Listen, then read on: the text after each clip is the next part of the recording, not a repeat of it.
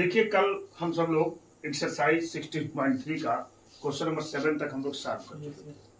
आज हम लोग 8 पर चल रहे हैं और देखिए प्रोबेबिलिटी बहुत ही इजी चैप्टर से थोड़ा सा समझ जाएंगे, कॉन्सेप्ट क्लियर होगा तो एक भी क्वेश्चन आपसे गलती नहीं होगी। पहली बात कर रहे हैं, देखिए 3 पॉइंट्स आर ट्रांस्ड वंस, 3 सिक्के को एक बार उछालते हैं, कितने रिजल्ट आएंगे? तो 8 आएंगे। इसमें तो माहिर हैं आप। Find the probability of getting. ठीक है, अगर मैं यहाँ सैंपल स्पेस की बात कर रहा हूँ तो हमारे क्वेश्चंस बिल्कुल इजी हो जाते हैं, मालूम है ना। ये देखिए हमने 8 में यहाँ पर इसकी सैंपल स्पेस को बना रहा हूँ। अच्छा, 3 कॉइन को एक बार टास्क किया जाता है ना। हाँ, तो कैसे इतना फिर से बता रहा हूँ। ये हो जाए तो फिर आपको मैं क्लियर कर रहा हूँ। एक बार 3 कॉइन को उछालने को एक ही बार होना पड़ेगा। अच्छा, एक ही साथ उछाल रहे हो। मैं सोचे अलग अलग उछाल रहे होंगे। ये हो गया। हमने कई बार, सुनिए, हमने कई बार आपसे बोला था कि चाहे एक सिक्के को 3 बार ट्रांस करें अथवा 3 सिक्के को एक बार ट्रांस करें, दोनों बातें प्रोबेबिलिटी में एक होती हैं। क्यों? 8 ही आउटकम्स आते हैं। देखिए यहाँ से तुरंत आप लिख देंगे क्या, NS = 8 हो गया कि नहीं? अब तो टोटल आउटकम्स 8 हो चुके हैं। अब कंडीशन पर ध्यान देते हैं। पहला, मान लीजिए पहली कौन सी इवेंट हो? ए इवेंट हो। ठीक है जी। ए में कह रहे 3 हेड आ रहा है, तो 3 हेड तो इस सैंपल स्पेस में कितनी जगह आ रहा है? एक बार सिर्फ एक जगह आ रहा है। यानी यहाँ पर तो NA = 1 मिलेगा और जब इसकी प्रोबेबिलिटी आप निकालेंगे तो 1/8 मिल जाएगी। दूसरी की बात करते हैं। दूसरा इवेंट अगर क्या हो आपका, बी हो, तो 2 हेड्स। 2 हेड्स देखिए यहाँ आ रहे हैं HHT, HTH और यहाँ है THH और कहीं नहीं। ये हो गया। इसकी कितनी संख्या है? 3। तो प्रोबेबिलिटी हो जाएगी PB = 3/8 की बात हो गई।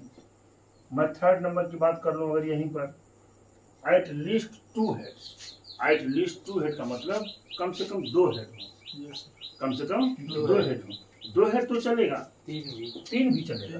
तो हम यहाँ से नोट करते हैं। देखिए HHH, HHT और HTH और THH है ना। ये हो रहा है आपको यहाँ पर। अगर ये इवेंट, ये इस इवेंट का नाम हमने दे दिया क्या, C, तो यहाँ से NC बराबर हो जाएगा 4 और जब इसकी प्रोबेबिलिटी लेंगे प्रांजल तो मिलेगा 4/8 = 1/2 की बात हो गई आपकी।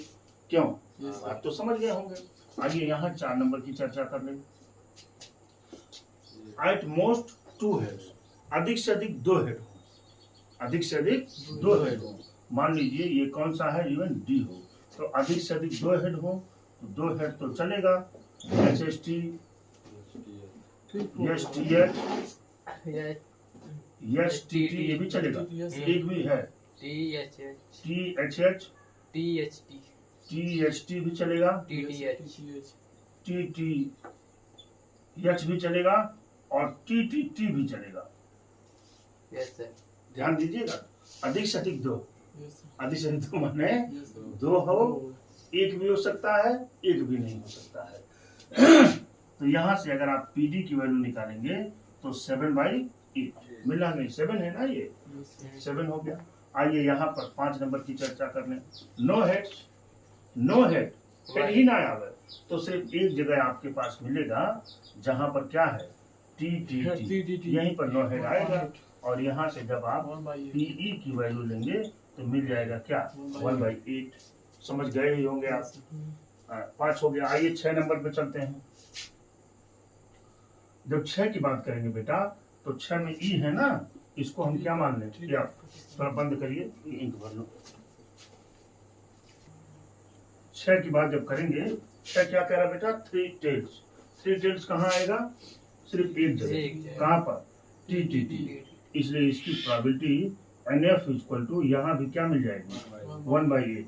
7 नंबर की बात कर रहे हैं। 7 एग्जैक्टली 2 हेड्स, एकदम 2 हेड आवे।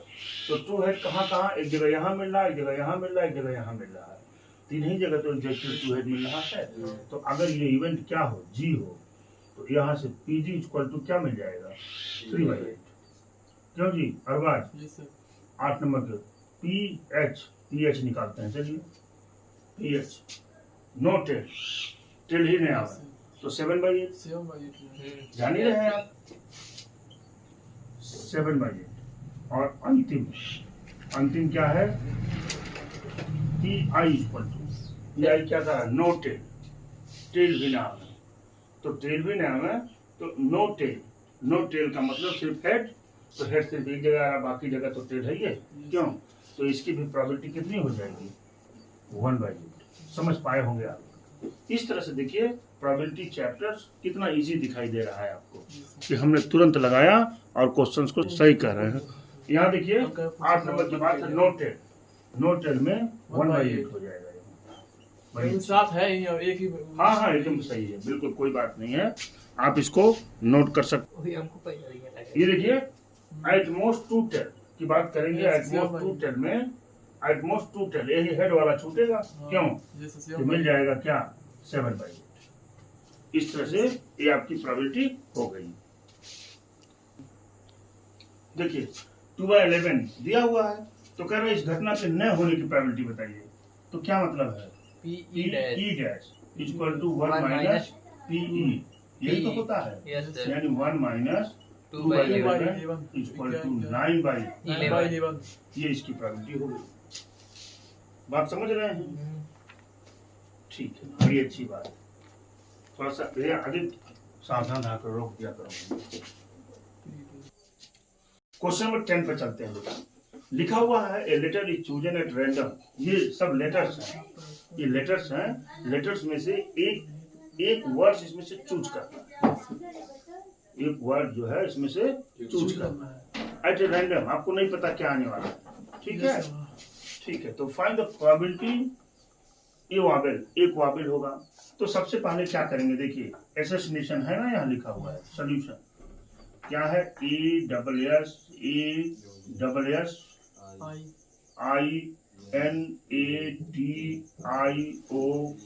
हो गया। ये देखिए, ये तो ये क्या है, पहला ये 2 नंबर 3 4 5 6 7 8 9 10 11 12 और क्या 13। सैंपल स्पेस में कितने पॉइंट है भाई, 13। NS इक्वल टू पूरा 13 पॉइंट है।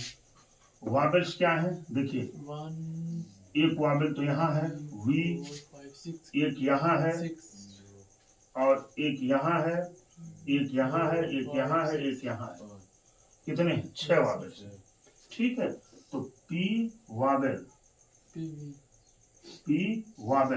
वाबल्स लिख दीजिए, वाबल्स इक्वल टू कितना हो जाएगा, 6 वाबल है और 13 ये है, ये इसकी प्रोबेबिलिटी हो गई, देख रहे हैं ना? अच्छा, मैं अगर कॉन्सोनेंट की बात करूं, तो कॉन्सोनेंट की बात करूंगा जब, तो आप जान रहे हैं जब ये 6 वाबल्स हो गए और पूरा 13 है तो 7 होगा, तो ये हो जाएगा 7/30। एक आइडिया और है, जो भी वर्ड्स बनते हैं, जो भी शब्द बनते हैं, उसमें या तो वाबल होगा या तो कॉन्सोनेंट होगा ना। तो अगर हमने वाबल का प्रोबेबिलिटी निकाल दिया, तो कॉन्सोनेंट का पूछ रहा है तो 1 में से घटा दीजिए, क्यों? ये भी संभव है। अब दोनों की प्रोबेबिलिटियों का सम 1 होना भी है, देखिए 1 हो भी रहा है। तो इस तरह से देखिए ये क्वेश्चन यहाँ पर आपको सॉल्व हो गए। इस क्वेश्चन की बात करते हैं। इस क्वेश्चन में देखिए कह रहे हैं इन लॉटरी, एक लॉटरी है, a person chosen 6 different natural number, एक आदमी जो है 6 डिफरेंट नंबर को चूज करता है, 6 जो है डिफरेंट नंबर को चूज करता है एट रैंडम, बिना देखे सुने।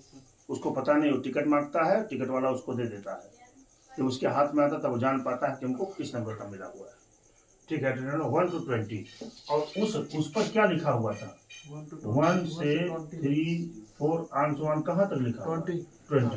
ये 20 तक नंबर के टिकट है, जिसमें से वह आदमी 6 नेचुरल नंबर की टिकट्स को खरीदता है। बात हमारी पकड़ पा रहे हैं? Yes, ठीक है, अच्छा। And if 6 number match with the 6 number already fix by the lottery committee, और ये कह रहे हैं कि उसके द्वारा खरीदे गए जो 6 नंबर्स हैं, अगर उस लॉटरी का कमेटी ने जो नंबर को निर्धारित किया है अगर मैच कर गया तो इनाम जीत जाएगा। इनाम क्या है? जीत जाएगा।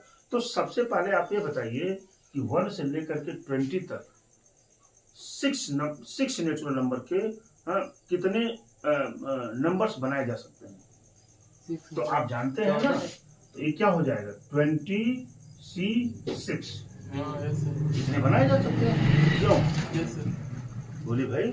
अब इतने नंबर बनेंगे 6 नंबर के इतने नंबर बनेंगे किससे? 1 से लेकर के 20 तक। इसमें से कितने पर जीतने की संभावना है? एक टिकट पर। एक टिकट का मतलब जिन लोगों ने खरीदा है टिकट 6 नंबर्स के 6 डिजिट्स वाले नंबर जो लोग मिलाकर खरीदे हैं, अगर उनका डिजिट उस कमेटी द्वारा निर्धारित किए गए 6 डिजिट से मैच होता है तो क्या होता है? वो जीत जाता है। तो इसमें है तो एक ही, बात हमारी पकड़ पा रहे हैं ना? है तो एक ही आदमी टिकट जीत पाएगा ना, जिसका उस कमेटी द्वारा निर्धारित किए गए 6 अक्षरों से मैच करेगा। तो इसकी प्रोबेबिलिटी देख लीजिए। इसकी मान लीजिए वो इवेंट P हो तो प्रोबेबिलिटी इक्वल टू 1/20C6। काम खत्म। ये देखिए, बोलिए पकड़ पाए आप?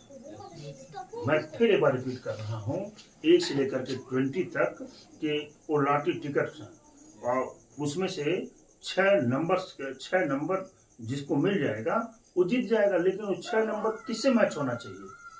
जो लॉटरी कमेटी ने जो 6 नंबर निर्धारित किया है। तो आखिर 20C6 से 6 नंबर किस बन जाएंगे नंबर, तो उसमें से एक ही नंबर पर जीतने की प्रोबेबिलिटी है ना। और ये जीतने वाला पूछ रहे हैं, देखिए what is the probability of winning the prize? Winning the prize उसके जीतने की क्या प्रोबेबिलिटी होगी? तो 1/20C6। देखिए लॉटरी को जीतना कितना मुश्किल है, नहीं मुश्किल है? ठीक है, मैं सॉल्व नहीं कर रहा हूँ क्योंकि आप सॉल्व करेंगे तो अभी इसका सोल्यूशन बढ़ जाएगा, है ना। 1/20/6 इंटू 14। ठीक है, बढ़ जाएंगे, इसलिए आंसर को यही, शायद आपके बुक में भी यही दिया, ये ऊपर चला जाएगा। क्यों जी? नहीं लिखता हूँ, आप इसी आंसर को लिख करके आप कंप्लीट करिए आंसर।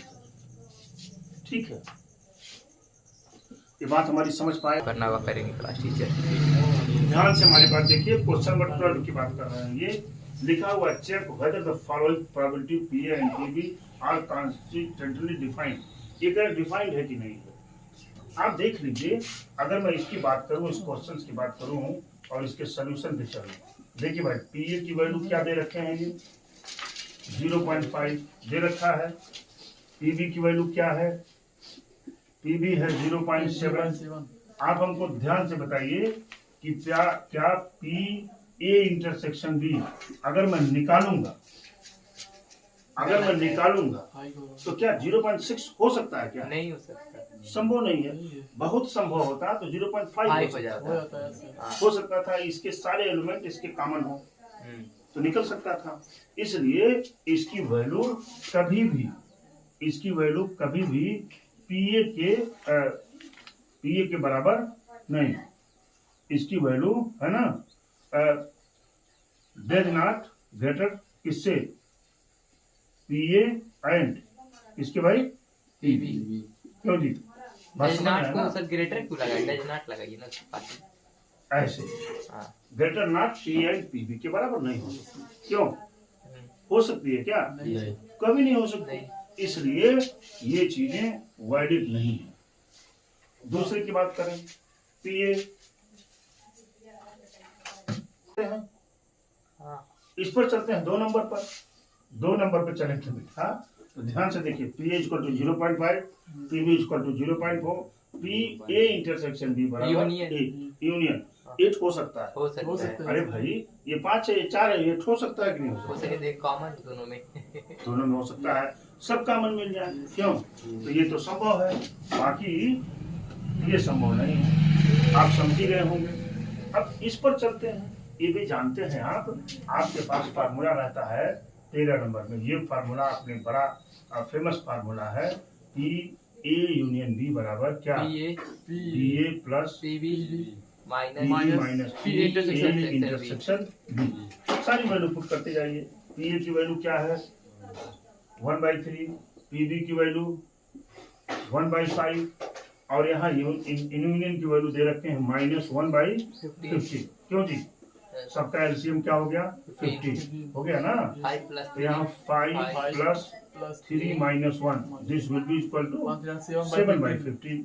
तो इसकी जगह पर यहाँ क्या हो जाएगा 7/15 आप यहाँ भर देंगे।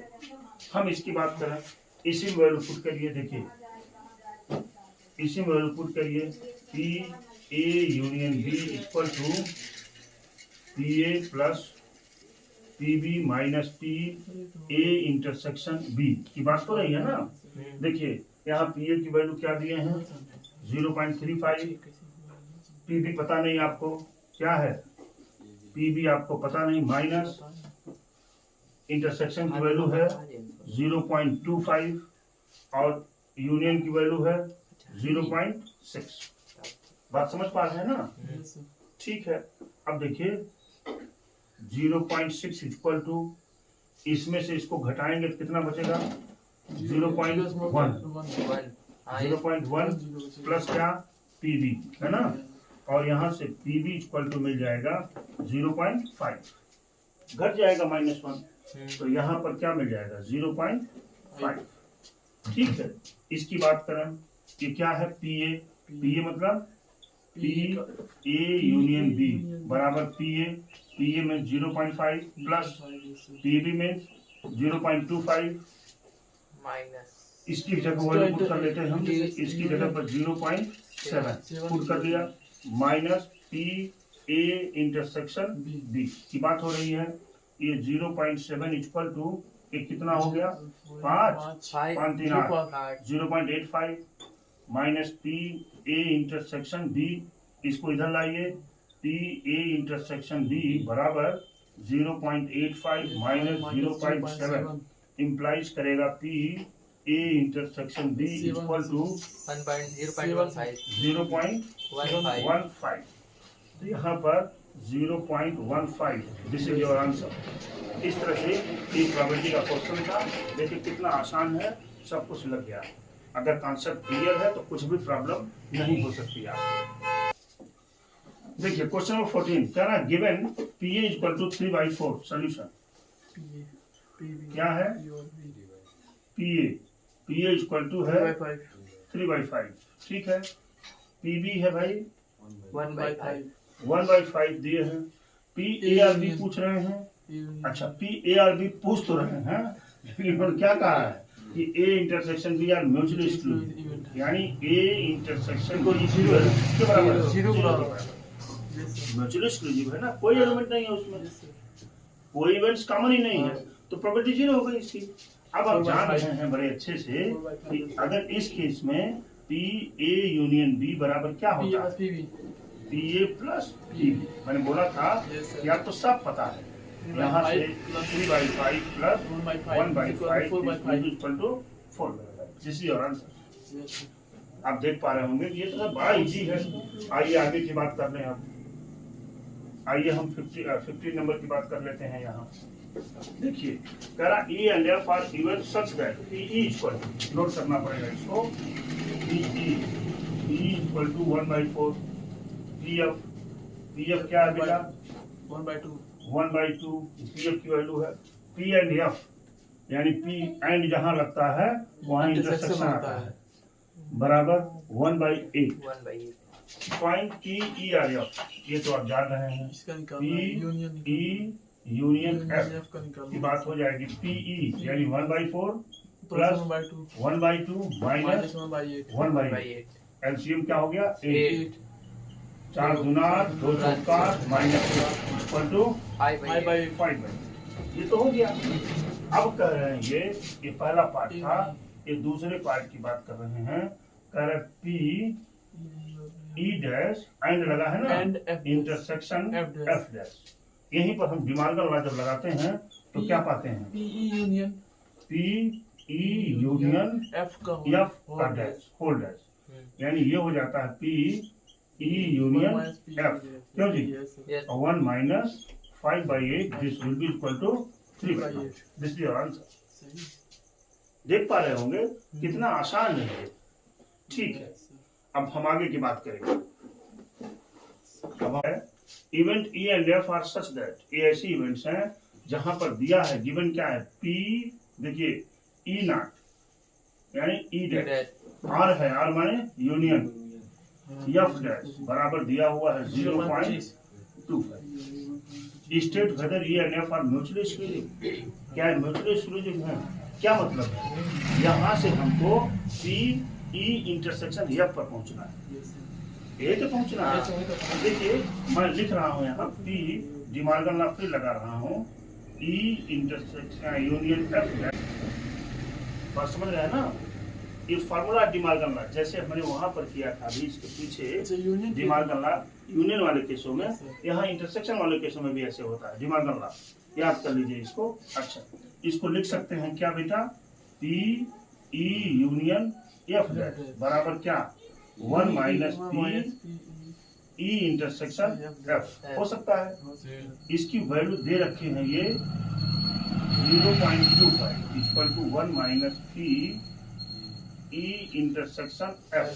इसको इधर लाइए, P E intersection F equal to 1 minus 0.25, this will be equal to 0.75। देख रहे हैं ना? E intersection F does not equal to 0, 0 आना चाहिए था ना। अगर 0 आ जाता तो आप कह देते कि म्यूचुअली एक्सक्लूसिव है, तो 0 आया नहीं, तो hence we can say that, लिखेंगे hence we can say that E and F will not be mutually exclusive, will not be mutually exclusive events। ये दोनों क्या है? म्यूचुअली एक्सक्लूसिव इवेंट नहीं है। ठीक है, आज के लिए इतना ही। कल हम सब लोग इस पूरी एक्सरसाइज को खत्म कर देंगे जो भी क्वेश्चन बाकी है ना। इसलिए आज के लिए इतना ही। Thank you very much.